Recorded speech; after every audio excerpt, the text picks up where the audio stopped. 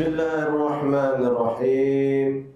Assalamualaikum warahmatullahi wabarakatuh. Alhamdulillahi rabbil alamin. Alhamdulillahilladzi ja'alana ummatan muhammadiyyatan ummatan wasata linakuna syuhada bainan nasi yawmal qiyamah walladzi an'amana bi ni'matil imani wal islam wal ukhuwah was salamah wal karamah wa amarna bit tamassuk bi kitabillahi wa sunnati rasulillah wa awjaba 'alaina al-amra bil ma'ruf wan nahyi 'anil munkar. Wa asyhadu an la ilaha illallah wahdahu la syarika lah, lahul mulku wa lahul hamdu yuhyi wa yumitu wa huwa ala kulli syai'in qadir. Wa asyhadu anna Muhammadan 'abduhu wa rasuluh alladzi qad ballagha ar-risalah wa addal amanah wa kashafal ghummah wa jahada fillahi haqqa jihadih hatta atahul yaqin. Allahumma salli ala sayyidina wa habibina wa syafi'ina Muhammad sallallahu alaihi wa sallam wa ala alihi wa sahbihi wa tabi'in wa tabi'in at-tabi'in wa man tabi'ahum bi ihsanin ila yaumiddin, amma ba'du. Jamaah subuh, jamaah ahad pagi yang kami hormati, puji syukur kehadirat Allah Subhanahu wa Ta'ala. Pada pagi hari ini kita sama-sama dapat berkumpul, bersilaturahmi, thalabul ilmi, mudah-mudahan mendapatkan barakah dari Allah Subhanahu wa Ta'ala.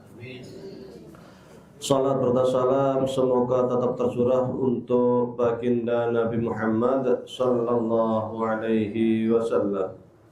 Jamaah sekalian yang kami hormati, kami coba untuk membacakan 1-2 hadis dari kitab Misbahul Amal, ya. Ini kitab karya saya sendiri.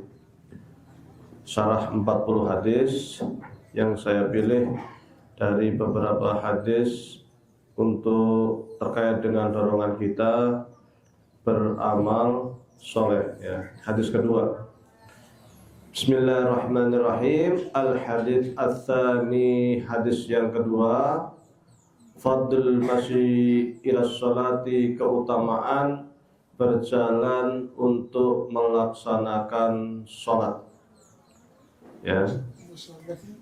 Saya akan bacakan hadisnya, jamaah menirukan, ya. An Abi Hurairah qala qala Rasulullah sallallahu alaihi wasallam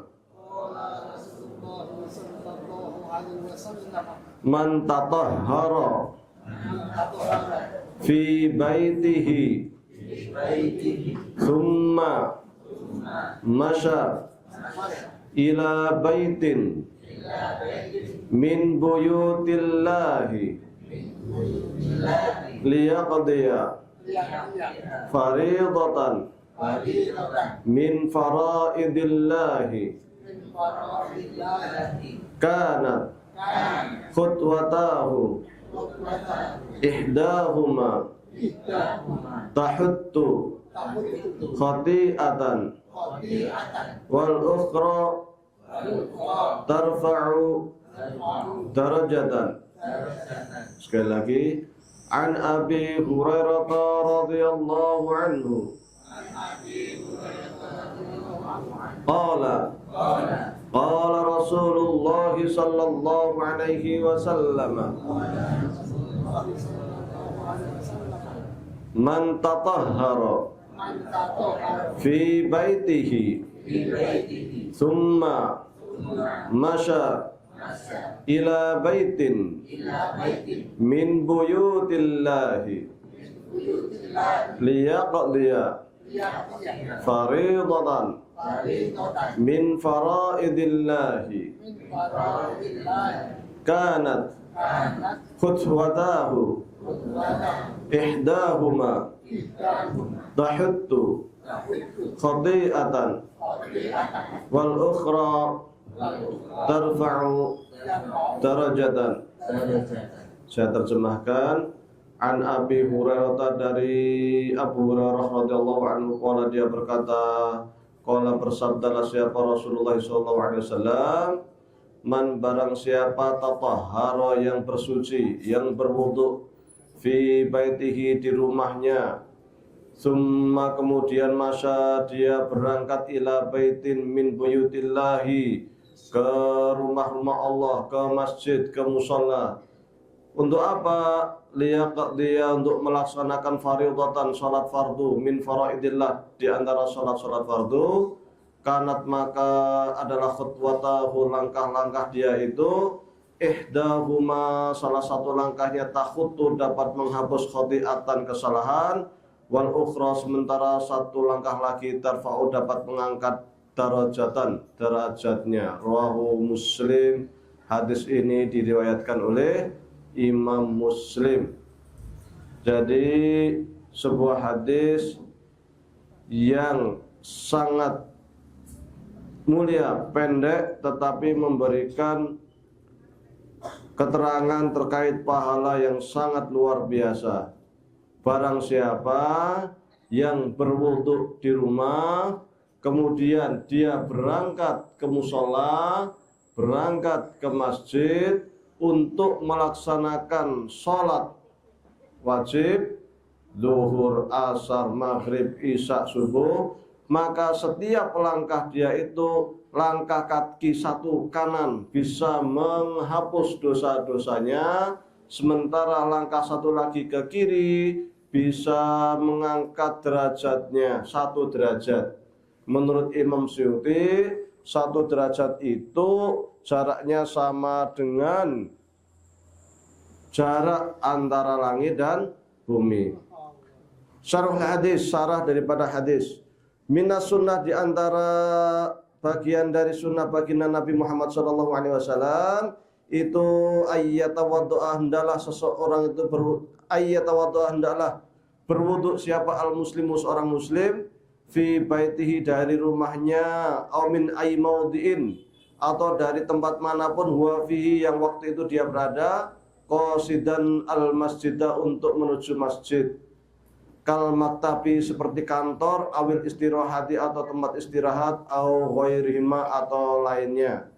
Kemudian wayadhabu, dia berangkat ilal masjidi, ke masjid, mutawaddian, dalam kondisi berwudu, ya. Jadi sunnahnya itu ketika kita hendak ke masjid, maka wudunya dari tempat kita berada. Kalau kita waktu itu di rumah, maka wudu kita dari rumah. Kalau kita pas di kantor, wudu kita di kantor. Kalau kita itu pas di pasar, wudunya di pasar. Sehingga ketika kita berjalan ke masjid, kita berjalan ke mushola, itu kita dalam kondisi suci, dalam kondisi berwudu. Maka ketika kita itu ke masjid, ke mushola dalam kondisi sudah berwudu, langkah-langkah kita itu menjadi pahala luar biasa di sisi Allah Subhanahu wa ta'ala. 1 langkah bisa menghapus dosa-dosa kita. Langkah lagi bisa mengangkat derajat kita. Dosa-dosa yang di sini yang dimaksud adalah dosa-dosa kecil yang terkait dengan kesalahan kita kepada Allah. Bisa jadi sholatnya ada yang kurang benar, bisa jadi puasanya ada yang kurang benar, bisa jadi punya Qurannya hanya ditaruh, tidak pernah dibuka, bisa jadi jarang ngajinya, dan lain sebagainya. Maka dosa-dosa kita kepada Allah itu bisa dihapuskan hanya dengan kita itu ke masjid dengan melangkahkan kaki dan kondisi kita sudah berwudu. Tapi kalau dosa-dosa yang terkait dengan sesama manusia, maka tetap gantung sebelum kita minta maaf kepada yang bersangkutan. Dosa kepada Allah di sisi Allah itu lebih ringan dibanding dengan dosa kepada manusia. Maka baginda Nabi Muhammad SAW mengatakan, "Man kanat indahu madlamatun li akhihi min malihi aw irdihi falyatahalal minhul yawma qabla ayyakuna dinaran wala dirhaman." Barang siapa yang dia itu pernah melakukan kesalahan, pernah medzalimi saudaranya, pernah medzalimi rekannya, pernah menipu, pernah nyolong, pernah ngutil, pernah ada yang jualan, ada susu nggak dikembalikan karena hanya 1.000. Nah, pernah gunjing, sewu gampang. Ya. Maka falyatahalal minhul yaum, maka hendaklah dia minta dihalalkan pada hari ini tatkala dia itu masih hidup di dunia. Qabla ayyakuna dinaran wala dirhaman, sebelum kelak yang namanya uang dirham, uang dinar, kekayaan, rumah mewah, ya, mobil mewah sudah tidak ada lagi manfaatnya. Untuk kesalahan dengan orang lain harus minta dimaafkan, harus minta dihalalkan. Kalau punya utang tetap harus bayar, meskipun rajin ke masjid. Ustadznya bilang kalau masjid ke masjid itu ngapus dosa, gitu. Ngapus dosa sah utangnya, ya enggak. Karena itu sesama manusia. Kalau pernah nyuri harus minta maaf sambil bawa barangnya untuk mengembalikan. Kalau barangnya enggak ada, cari barang yang sepadan, yang sama, datang minta maaf untuk dikembalikan. Isin nih, lembenah nunggu Idul Fitri. Karena Idul Fitri kan rame-rame di Singapura. Dilalai sebelum Idul Fitri kepleset mati. Yang namanya ajalan kita nggak tahu kapan datang. Yang namanya malaikat Israel itu kalau datang tanpa permisi, ya. Nanti tiba-tiba datang meninggal, jari ini orang loro, padahal saking larane kasih mati. Wa inna lil mauti la sakarat, kata Rasul. Bahwa yang namanya orang mati, orang meninggal itu ada sekaratnya. Sekarat itu sakitnya seperti tulang yang dipisahkan, daging yang dipisahkan dari tulang. Dan kita semua akan merasakan, naudzubillah ya Allah, mudah-mudahan dimudahkan dalam sakaratul maut. Maka kita selalu doa, Allahumma inna nas'aluka salamata fid din, wa afiatan fil jasad, wa ziyadatan fil ilmi, wa barakatan fil rizki, wa taubatan qabla maut, wa rahmatan indal maut, wa maghfiratan ba'dal maut. Allahumma hawwin 'alaina fi sakaratil maut. Kita minta dikasih rahmat ketika meninggal. Kita doa juga hawwin 'alaina fi sakaratil maut. Dimudahkan kita itu ketika kita meninggal dunia. Karena Rasul sendiri yang bilang, wa inna lil mauti lasakarat. Dan itu Rasul mengatakan kapan? Menjelang Rasul meninggal dunia. Maka rono umum, wah kayak loro ora loro, saking larane. Sampai meninggal saking larane. Karena setiap kematian itu pasti ada sekaratnya. Maka kita kemudian nyebut sekarat mati, ya. Kalau di kitab Irang-Irang masih ada nggak yang punya kitabnya Irang-Irangnya? Ya, itu kan ada itu cerita tentang sakaratul maut, cerita tentang surga neraka yang katanya ularnya gedene ula iku padha karo kluku aren. Kitab Irang-Irang kalau zaman dulu tahu biasanya. Ya, kalau yang sekarang orang sudah pernah nggak kenal. Ya. Maka dosa-dosa yang terkait dengan manusia mumpung masih di dunia bisa jadi min irdihi. Irt itu kita pernah gunjing orang, pernah memfitnah orang, pernah ngolok-olok orang, ya itu min irt. Au min malihi, terkait dengan hartanya, pernah nyolong, ngutil, kalau yang suka ngarit punya tanggane kan. sambil lewat ana kopi apik sambil dipetili siji-siji gawe dolanan ki kok kopi nggon sapa apik temeno. Ora izin 1-2 biji kopi. Lah itu 1-2 biji kopi bukan punya kita, jangan dipetili. Niatnya sih aku apik temen no. Jan iki ngrawati priye? Ya tinggal diliatin aja, jangan usah dipetili 1-2 biji. Ya itu nanti ditanggung di akhirat ditanya itu. Makanya kita harus selalu minta maaf. Maka lidah kita biasakan untuk mudah kemudian minta maaf kepada orang lain dan berterima kasih kepada orang lain. Sekecil apapun orang lain telah membantu kita, jangan kemudian kita untuk segan mengucapkan terima kasih, matur nuwun. Kan ya tadi gampangkan untuk kita mengucapkan terima kasih, jadi hamba yang bersyukur.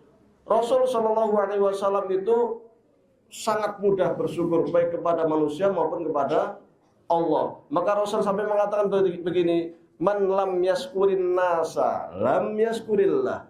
Orang yang tidak pandai mengucapkan terima kasih kepada manusia, maka dia tidak pandai pula bersyukur kepada Allah. Artinya kalau kita dikasih pertolongan meskipun hanya sedikit, kasih teh, kasih apa, nggak mengucapkan terima kasih, berarti kita syukur kita kepada Allah belum. Ya. Meskipun kita ambandino, alhamdulillah, alhamdulillah, alhamdulillah, alhamdulillah.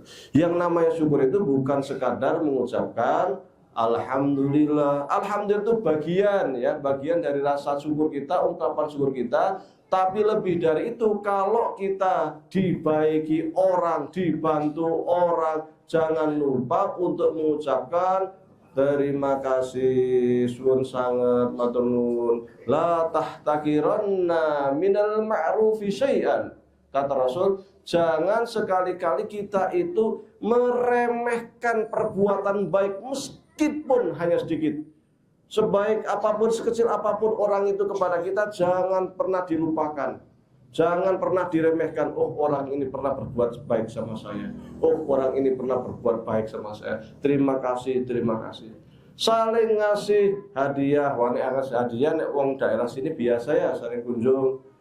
Nek apa meneh acara-acara, kondangan dan sebagainya kan di sini di Indonesia luar biasa lah. Maka Rasul mengatakan tahaddu tahabbu, engkau saling ngasih hadiah, maka engkau akan saling mencintai. Kalau sesama muslim itu saling mencintai, rekat hubungannya, maka ukhuwah Islamiyah juga akan sangat luar biasa. Kalau ukhuwah Islamnya kuat, kaum musliminnya kuat, maka umat Islam akan kuat. Kalau dari keluarganya kuat, masyarakatnya kuat, negaranya juga kuat. Kenapa kita sekarang itu di Palestina hancur-hancuran ya? Karena kita memang kurang kuat, solidaritas kita kurang kuat, sehingga kondisi umat Islam sekarang ini tercabik-cabik ya. Kita hanya bisa nonton dan berdoa. Wa man taroka, dan barang siapa taroka yang meninggalkan zalika yang demikian itu, wa tawaddoa, lalu kemudian dia berwudu fi dauratil miyahi, di kamar mandi atabiati yang dimiliki oleh lil masjid, fala haraj alaihi, maka tidak mengapa. Sekiranya mau wudu dari rumah tapi wudu di masjid aja lah, ngirit, atau airnya di rumah pas mati, wudu di masjid aja lah, tidak mengapa, boleh. Tapi kalau kita wudunya dari rumah, lakinnahu, namun yang demikian itu yafutuhu, terlewatkan baginya fadlun, keutamaan kabirun yang besar. Hanya kalau kita wudunya di masjid, kita tidak wudu dari rumah, pahala yang tadi satu langkah kanan bisa menghapus satu dosa, satu langkah kiri bisa mengangkat derajat kita, itu kita tidak mendapatkan. Lalu bagaimana mereka yang naik motor? Bagaimana mereka yang naik kendaraan? Sama, hitungannya putaran ya, putaran roda, sak putaran ngangkat derajatnya, sak putaran bisa menghapus dosa-dosa dia. Nek nanggopon termabur, wah, nek pesawat agak sholat Jumat nang Masjid Haram, sugih ora umum, kok pesawat pribadi, wes. Maka hitungan langkah ya, kisaran jarak. Nek jarak sak langkah ki sak meter, berarti nek pesawat sak meter ki ya berarti dianggap sak langkahan, sak jangkahan. Nek tekan Saudi ki apa ratusan ribu meter, ya, berarti juga segitu pula pahala yang ia dapatkan. Nah, orang umroh kan, Bismillah saya mau umroh, saya mau haji, tak wudhu dari rumah, meskipun nanti di jalan batal, tetapi dia sudah dapat pahala karena sudah niat, sudah dihadiahi dengan wudhu, dengan suci, maka dia dapat pahala niat, ya, dapat pahala ketika melangkah dihapuskan dosa-dosanya, diangkat derajatnya. Apalagi sampai haji, sampai umroh, tekan Saudi, bayangkan berapa derajat yang dia dapatkan dari si Allah. Bayangkan berapa kesalahan yang dihapuskan oleh Allah Subhanahu wa Ta'ala. Maka benar kata baginda Nabi, orang yang haji, orang yang umrah itu sekiranya pulang haji ini mabrur, umrahnya makbul, itu kawalatin waladatu ummu, seperti seorang ibu, seorang anak yang baru saja dilahirkan oleh ibunya, isih resik, belum melakukan perbuatan dosa sama sekali. Karena anak kecil itu belum pernah melakukan dosa, maka anak kecil ki mesti ngemesin. Nyenangki, resik, mun wis balik wis gede sang saya ireng, sang saya wajah kusut kan. Jebule suka ngutil ya. Wa annahu, maka kalau pengen glowing, nah yang pengen glowing jadi di zaman saiki kan suka-suka yang glowing gitu. Sering-sering wudhu, ya, sering-sering sholat sunnah, ya, sering-sering pergi ke masjid. Masalahnya kadang kita itu semangat bangun masjid, ya. Kalau bangun masjid semangat, bangun musola semangat, iuran sejuta, ayo. Ning gak dugi ngisi masjid ke sing ngabote ora umum. Iya, langkah kita itu ringan banget nek mari ngalas, ngapeti kopi, semangat ora pol. Ning giliran adzan sepak masjid ku abote ora umum. Kaki untuk melangkah itu beratnya luar biasa, padahal rumahnya dekat masjid, dekat musola. Nah, ini meramaikan masjidnya itu. Kadang ada musola sing adzan ya kuwe, sing qomat ya kuwe, sing dadi imam ya kuwe, makmume bangsa jin. Nono. Assalamualaikum warahmatullahi wabarakatuh. Assalamualaikum warahmatullahi wabarakatuh. Nek ana sing amin, ora ono wong kok ana sing amin. Wahyu. Jadi prihatin, bahkan kadang ada kalau zuhur, kalau asar, kalau di kampung-kampung ada musola-musola kadang yang tidak ada yang adzan. Ojo nganti, jangan sampai. Maka Rasul dulu pernah mengatakan, nek nyong tegel, bahasa nong tretet, nek nyong tegel sekiranya ada orang yang dekat masjid kok tidak sholat jamaah di masjid, maka saya akan bakar rumahnya.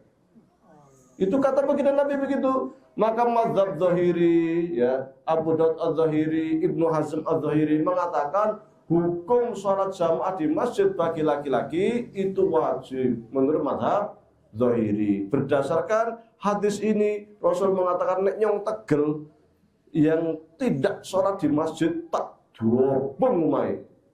Hanya kalau di mazhab Syafi'i, di Muhammadiyah, sholat jamaah di masjid hukumnya sunnah muakkad. Sangat-sangat dianjurkan, sangat dianjurkan. Maka dulu baginda Nabi Muhammad SAW itu kalau habis sholat, Rasul kan jadi imam.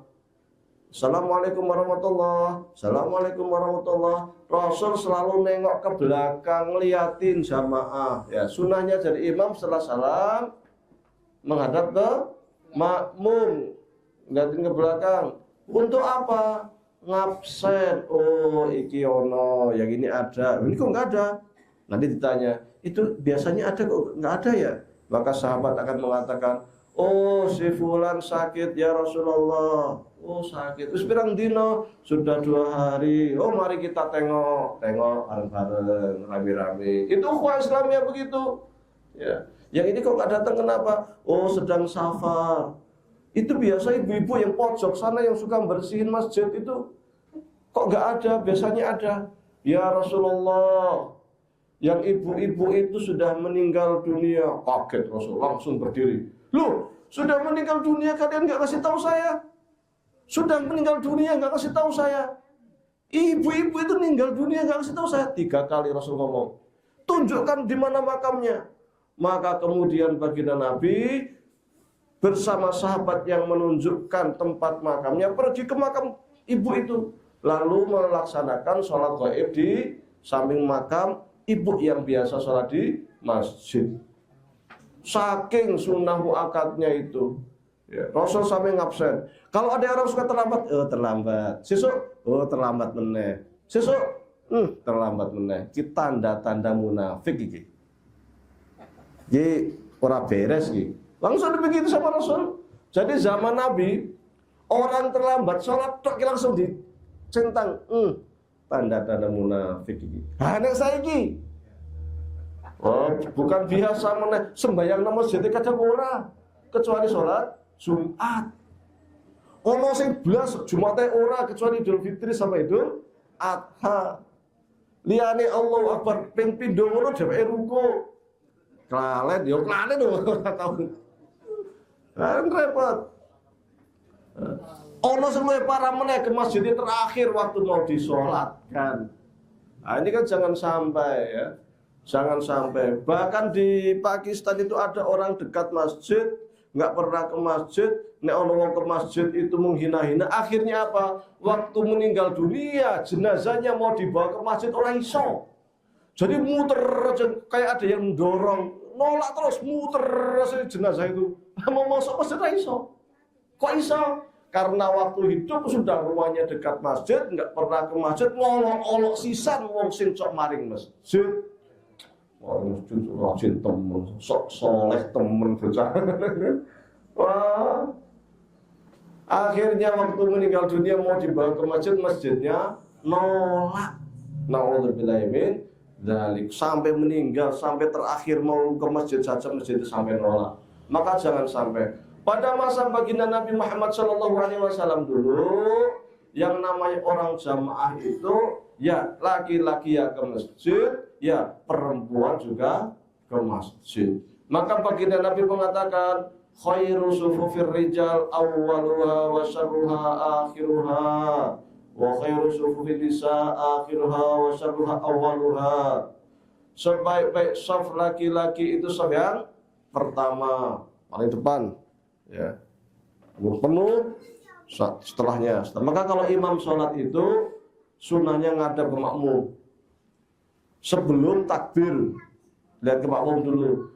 Saya saf awal kok belum penuh, sementara sudah ada yang pengen ke saf kedua, langsung awal penuhin kan. Safnya kok belok-belok, bingkang-bingkong karu-karuan. Maka kata Rasul, sawu wa'tadilu, sawu sufufakum fa inna taswiyatas sufufi min tamamis shalah. Nggo bahasa Indonesia ora apa, nggo basa Jawa ora apa-apa. Nek nggo bahasa Arab ora paham. Sofi tolong luruskan. Kayak kok isi bengkong yang mundur sithik. Isi kosong maju. Nah, begitu. Imam tugas imam begitu ngatur sof. Ya, maka saya biasa kalau di masjid pagi-pagi tak lihat sof depan bermain dulu. Nah. Jadi kalau di kita kadang imam itu kadang melihat ke makmum sawu sufufakum fa idza taswiyata sufufu min iqamatis shalah. Itu kan tapi hanya ngapal tok sehingga dia melihat saf depan itu masih kosong, makmum yang di belakangnya enggak suruh maju. Sebabnya apa? Ngapal orang ngerti artine ya. Sampai si bengkong ora karuan, ya meneng wae ora ngerti artine padahal aslinya itu suruh nata saf ya. Sawu wa'tadilu. Sofnya ratakan. Kok sih bengkong maju sithik. Kasih kosong maju. Nah, kan gitu. Jadi tugas imam itu ngatur makmum, tugas presiden ngatur rakyat. Ngono. Dan imam nggak boleh sholat subuh 3 rakaat batal. Jadi presiden lain itu korupsi batal. Nah, imamnya batal nanti. Kemudian Rasul mengatakan sementara sebaik-baik saf perempuan itu paling akhir, masuk akhir dulu. Setelah itu depannya, kan gitu. Kalau saf laki-laki paling depan, setelahnya, kan begitu. Tatanya begitu. Dan zaman Rasul tidak ada yang namanya satir. Kalau zaman sekarang ada ya, perempuan laki-laki kasih satir gitu kan. Nah, zaman Rasul nggak ada. Ya. Jadi langsung los. Gitu.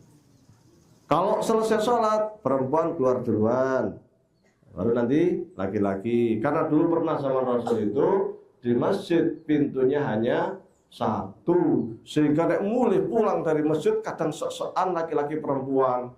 Maka ada sahabat yang mengatakan kepada Rasul, ya Rasulullah, ini kami ibu-ibu kalau dari masjid pulang dari masjid mau keluar masjid, pintu masjid cuma satu, ora kepenak kita sebagai ibu. Minta tolong ya Rasulullah, buatkan pintu khusus buat perempuan. Maka kemudian ditambah satu pintu lagi, satu pintu untuk laki-laki, satu pintu untuk perempuan. Jadi pada masa baginda Nabi, ibu-ibu itu sangat biasa sholat di masjid, ya. Tapi ibu-ibu punya keringanan, punya dibolehkan sekiranya sholat di rumah dimasak, bismeh mateng ku mogol, nek dimatikan tinggal ke masjid, ku ora enak kan gitu kan. Akhirnya silahkanlah kalau kemudian mau di rumah. Anaknya nangis terus ya, semoga kalau di rumah. Tapi jangan kemudian perempuan kok sholat di masjid haram, tidak boleh. Giliran ke pasar boleh, giliran ke mall boleh, dolan-dolan ke pantai boleh, sekolah boleh, ke masjid orang itu. Nah, kan aneh. Karena ada fatwa-fatwa di sana, kalau di Muhammadiyah enggak, alhamdulillah. Tapi ada fatwa-fatwa di sana mengatakan perempuan itu tidak boleh sholat di masjid. Kata siapa? Biasa zaman Nabi perempuan sholat di masjid. Makanya kemudian diatur softnya perempuan di belakang, soft laki-laki di depan, supaya semua mendapatkan bagian pahala, semua mendapatkan aturan ya. Jadi soft itu diatur sedemikian rupa ya. Wa annahu, dan sesungguhnya ia layakunu lahu, tidaklah bagi dia itu fadlul musalli, mendapat keutamaan orang yang sholat bin hin khurujihi, ketika dia keluar itu min baiti, dari rumahnya. Kalau kita ke masjid, tadi dikatakan ke masjid atau ke musola, kita wudhu dari rumah, maka kita mendapatkan banyak keutamaan. Di antaranya itu kaki kanan melangkah, kita hapus ya, dihapus dosa-dosanya, sementara kaki kiri melangkah, diangkat derajatnya. Kalau wudhunya tidak dari rumah, keutamaan seperti ini tidak kita dapatkan. Sehingga usahakan kalau ke masjid, ke musola, itu kita wudhunya dari rumah. Al-masyu ilal masjidi, adapun al-masyu berjalan ilal masjidi, menuju masjid ya. Kalau istilah masjid itu maksudnya ya masjid ya, musola ya. Jadi kalau di Arab itu semua tempat sholat itu namanya masjid. Adapun yang biasa dilaksanakan sholat Jumat namanya masjid jami ya, masjid jami. Kalau musola itu tetap namanya masjid biasa. Maka para ulama mengatakan iktikaf itu boleh dilakukan di musola, karena yang dimaksud masjid adalah tempat untuk sholat. Musola juga tempat untuk sholat. Hanya kalau musola ini tidak dilakukan untuk sholat Jumat. Sholat Jumat itu namanya masjid jami'. Dan menurut mazhab Syafi'i, utama-utamanya masjid jami' itu satu kampung cukup satu. Karena inti daripada masjid jami', inti daripada sholat Jumat itu supaya kita semuanya ketika sholat ngumpul bareng. Bahkan kalau di mazhab Syafi'i, sekiranya ada satu kampung, ada dua masjid, maka mesti salah satunya itu, ada dua masjid dan dua-duanya digunakan untuk sholat Jumat, maka menurut mazhab Syafi'i, salah satu masjid sholat Jumatnya ora sah. Kok iso? karena mestinya hanya satu masjid. Maka ketika nanti ada yang sudah takbir duluan, Allahu Akbar, maka masjid yang belum takbir, yang masih khutbah, tetap selesaikan khutbahnya, tetap selesaikan sholat Jumatnya. Setelah itu dia sholat zuhur. Itu madhab Syafi'i. Kalau Muhammadiyah enggak, ya di Muhammadiyah enggak. Jadi kalau di madhab Syafi'i seperti, karena memang bagi mereka satu kampung itu cukup satu masjid jami di mana kaum muslimin bisa ngumpul bareng. Kalau di mazhab Ja'fari, ya sebagian mazhab Abu Hanifah juga, itu satu kabupaten cukup satu masjid untuk sholat Jumat. Oh, iya. Karena intinya ben ngumpul bareng, jadi hari Jumat rame-rame, maling Temanggung, sholat di masjid Jami sana di Masjid Temanggung, rame-rame begitu. Maka jangan kaget kalau ke Iran, loh kok di kampung-kampung nggak ada sholat Jumat? Ya, sini kok nggak ada sholat Jumat? Oh, udah sholat Jumatnya di kota sana, di daerah sana, di sana. Jadi nggak setiap kampung itu ada sholat Jumat, karena nggak wajib. Wajibnya itu satu kabupaten satu. Ya begitu. Karena dulu pada masa baginda Nabi di Madinah ya satu saja, Madinah. Ya. Maka dari situ kemudian para ulama beristihad. Nah kalau zaman sekarang cepat-cepat sini ada kan. Karena penuh, sini penuh. Tapi kadang sini kosong bangun maning, sini kosong bangun, akhirnya banyak masjid. Apa NU? Oh Muhammadiyah di masjid dewi-dewi. Oh persis di masjid. Orang Muhammadiyah duluru, orang ini duluru. Nah, kan gara-gara beda pendapat, akhirnya masjidnya dewi-dewi. Nah ini sebenarnya kurang ya. Kurang afdal.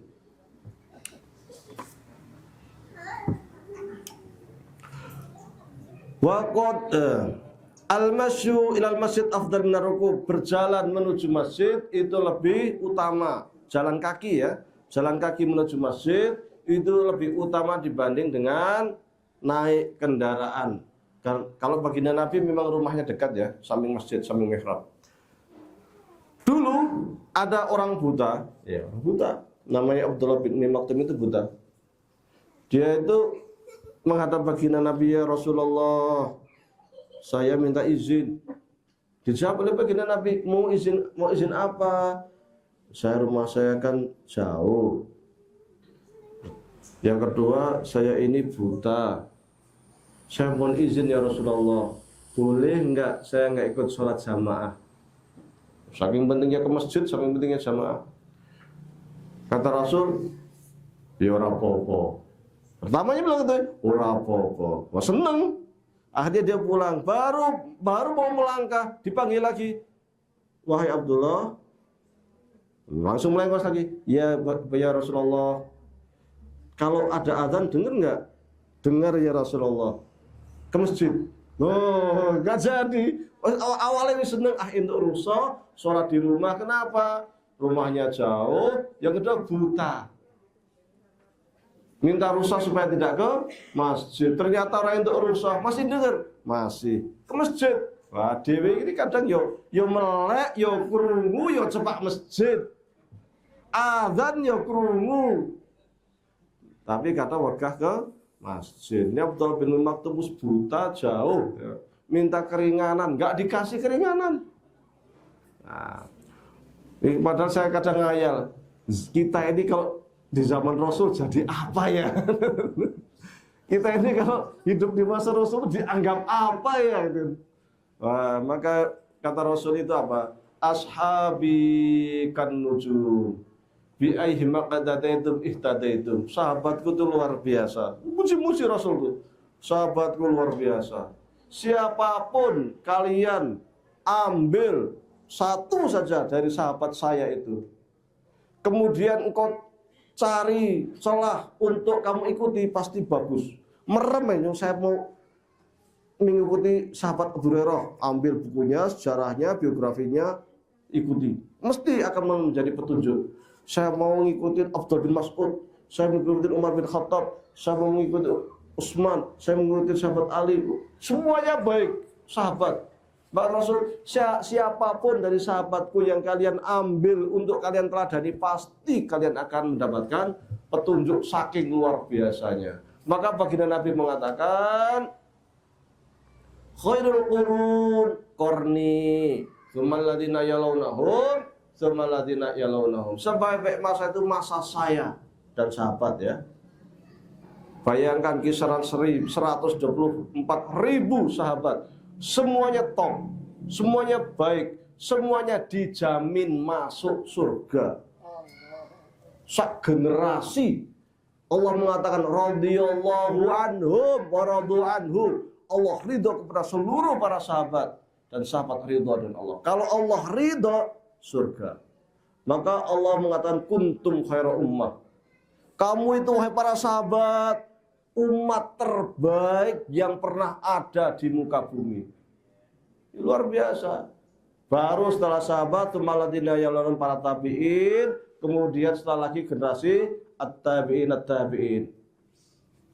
Generasi luar biasa. Dan pada generasi sahabat, generasi tabi'in, generasi tabi'in, inilah muncul para ulama-ulama spesial.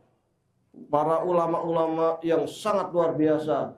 Pada generasi inilah muncul Imam Abu Hanifah, Imam Syafi'i, Imam Malik, Imam Ibnu Hanbal, Imam Thawri, ya, Imam Ja'far, Imam Zaid. Luar biasa banyak sekali. Imam Tabari, Imam Muzanni. Para ulama-ulama terbaik sepanjang sejarah. Ya.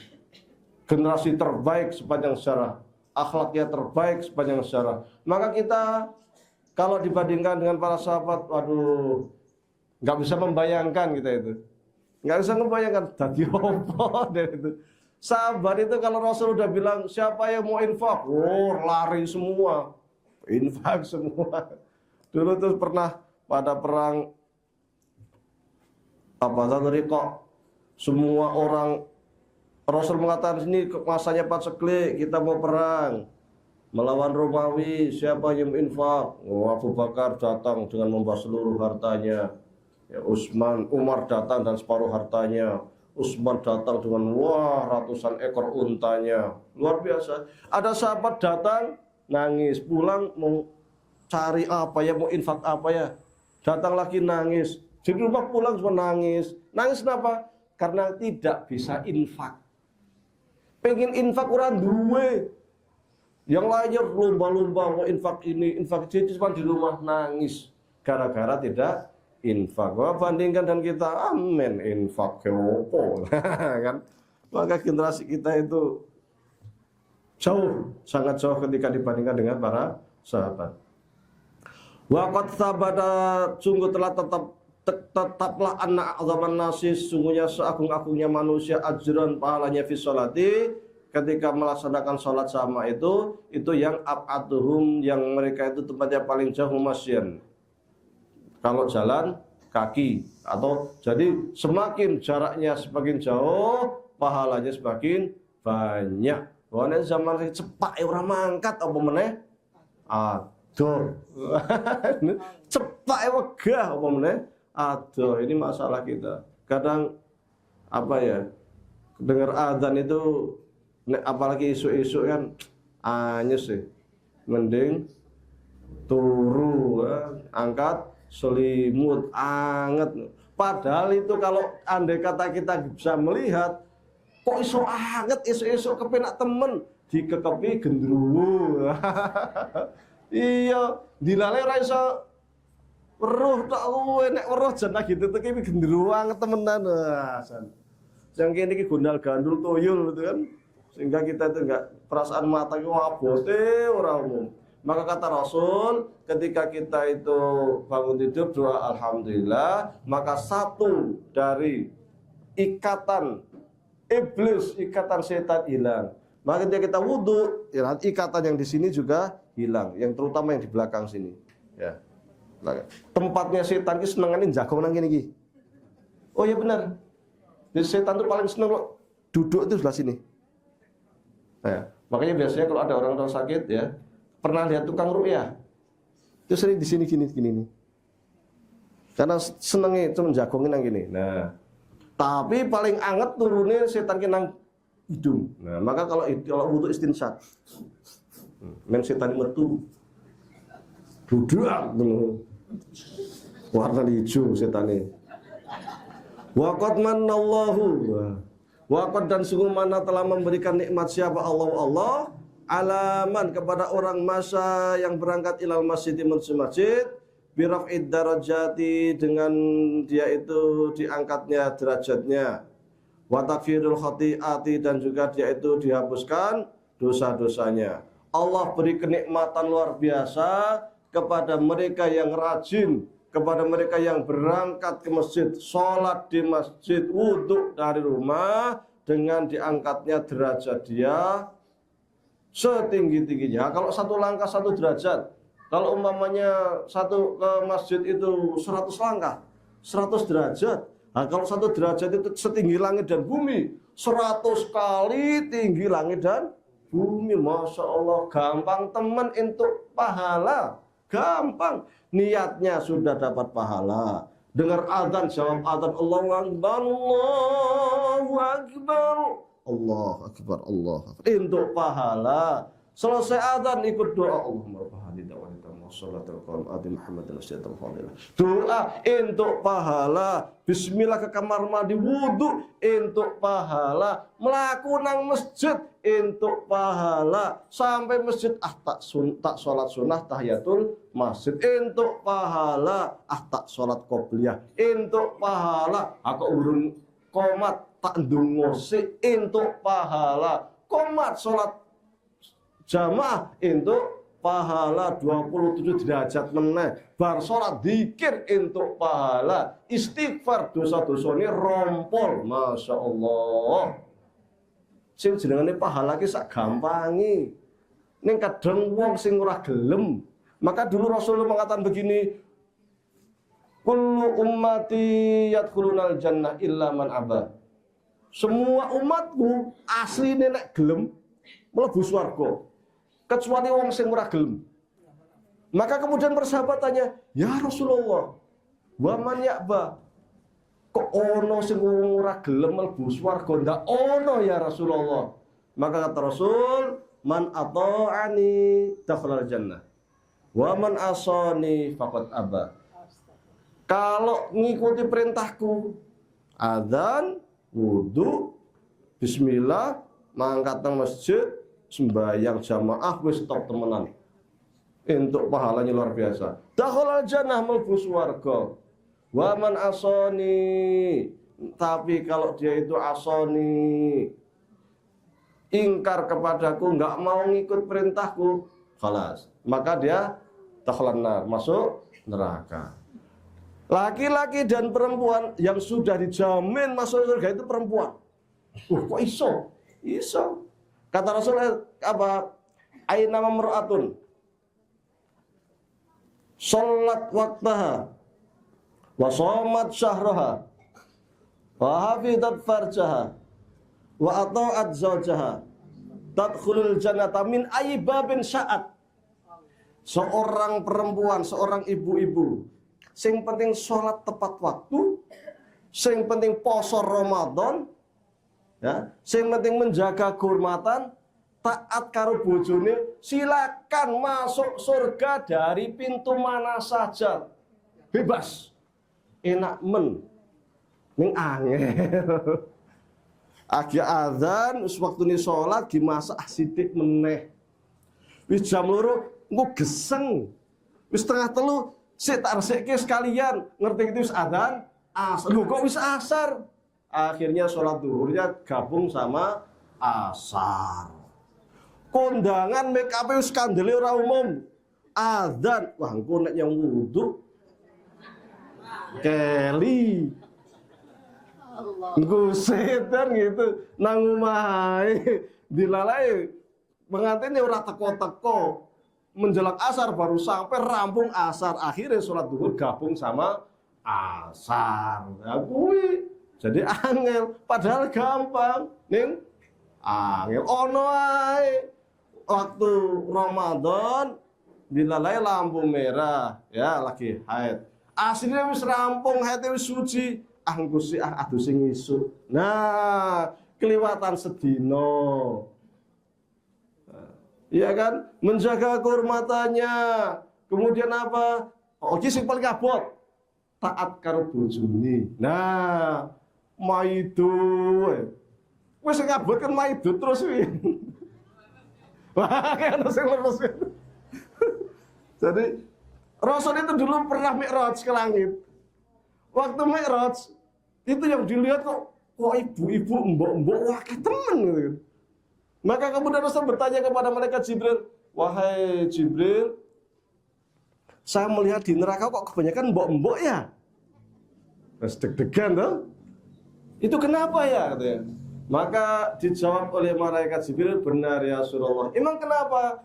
Mereka itu yang pertama kurang bersyukur pada suami, yang kedua senang maido. Nah, padahal kalau itu bisa dilakukan, terserah dari pintu mana saja masuk surga. Jadi yang dapat jaminan masuk surga, itu ibu-ibu, mbak-mbak dijamin mlebu swarga. Sing penting sholati tepat waktune, sembayangi puasa Ramadannya dijaga. Orang puasa sunnah padahal yang penting Ramadannya dijaga, kemudian menjaga kehormatannya, taat karo bojone.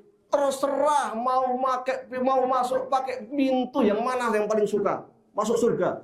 Ada wong lanang tanggung jawab ya buat ya. Kalau istrinya nggak sholat, kalau dia nggak nggak mau membimbing, ya dosa. Anaknya orang sembahyang, orang tuanya, bapaknya nggak mengingatkan, ya dosa. Dia laki-laki itu tanggung jawab untuk dirinya, tanggung jawab untuk istrinya, tanggung jawab juga untuk anaknya. Ku anfusakum wa ahlikum nar. Wahai bapak-bapak, jaga dirimu dan jaga istrimu, anak-anakmu, keluargamu dari siksa api neraka. Isin perintah Allah itu perintahnya kepada siapa? Kepada laki-laki. Wahai bapak-bapak, jaga keluargamu, jaga anak-anakmu, jaga istri-istrimu dari siksa api neraka. Maka bapak kudu iso ngaji, nek ora iso ngaji sinau. Banyak tuwa isin, orang-orang isin selagi kita masih hidup, nggak boleh malu daripada nanti di akhirat digebuki malaikat. Mending nang donya sinau. Isi ana wektu, muga-muga isi ana umur setahun, 2 tahun, 3 tahun, 4 tahun. Yang penting kita masih ada waktu belajar. Urung iso sembahyang, belajar. Isin orang usah isin, sinau kok isin. Mumpung masih hidup di dunia, masih ada kesempatan kita untuk banyak beristighfar, untuk belajar, untuk ngaji ya. Wa qad manallahu 'ala man masya ilal masjidi bi rafid darajati wa khadiyat. Wa dzalika, dan yang demikian itu bikulli khutwatin, dengan setiap langkahan ya khutuha yang dia langkahkan ilal masjid, menuju masjid. Jadi setiap dia melangkah ke masjid itu akan mendapatkan pahala yang sangat berlimpah. Wa anna, dan bahasanya dia lahu baginya itu ajron, pahala, fi ruju'ihi, tatkala dia itu pulang dari masjid, ila baitihi, ke rumahnya, masyan, dengan berjalan, pulangnya pun dapat pahala. Wis mangkati entuk ganjaran, baline entuk ganjaran, senengi. Masya Allah, saking pengennya Rasul itu kita masuk surga, saking pentingnya yang namanya masjid. Karena di situ kita ketemu dengan sesama muslim, kita tanya gimana kabarnya, bagaimana kondisinya, ya. Kopi ini panen ini priye, nah kan gitu. Jadi erat hubungan kita itu, sehingga kalau ada apa-apa gampang, ya. Kalau ada sesuatu yang kita butuhkan gampang. Karena yang namanya sesama muslim itu mesti saling membutuhkan. Maka kata Allah, wa ta'awanu 'alal birri wa taqwa. Ayo kita saling tolong-menolong di dalam kebaikan. Taib, karena sudah pukul 7 lewat, mudah-mudahan bermanfaat. Ada yang enggak tanya? Enggak ada. Mudah-mudahan bermanfaat. Aqulu qouli hadza wa astaghfirullah li wa lakum. Assalamualaikum warahmatullahi wabarakatuh.